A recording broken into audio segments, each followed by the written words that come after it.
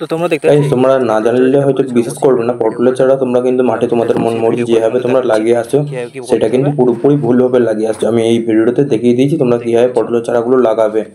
চলো তোমরা জাস্ট ভিডিওটা দেখো, আর ফুল ভিডিও দেখতে হলে রিলেট ভিডিও অথবা এই ভিডিও দেখো, সামনে একটা থাম্বনেল শো করেছি, এই ভিডিওটা তোমরা দেখে নাও। একটু দুপাশে কাট দিই নেবো হালকা, দেখো এই পাশে একটা দিয়েছি, এটা মানে শেকড় যা হোক বেরিয়েছে, আর এটা এক পাশ থেকে এরকম কাট দিয়ে নিচ্ছি, দেখতে পাচ্ছ এইভাবে কোনো রকম শুধু হাতে করে টেনে ছেড়ে দিয়া। এটা জল দেওয়া থাকলে বেশি তো অনেকক্ষণ তো এসে জলটা শুকিয়ে গেছে,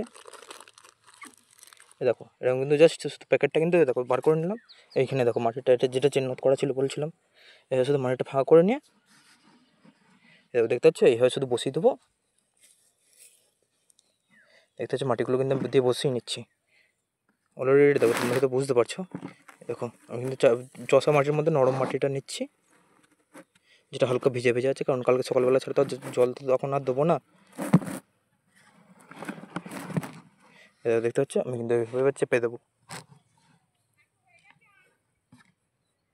দেখতে পাচ্ছ এখানে কিন্তু গোড়ায় একটা মনে হচ্ছে বেরোচ্ছে, সেটা ফাঁকা করে দিলাম, তাহলে হয়তো নষ্ট হয়ে যাবে। দেখো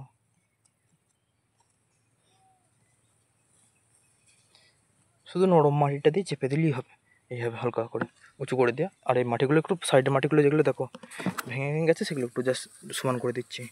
চলো দেখানো হয়ে গেল।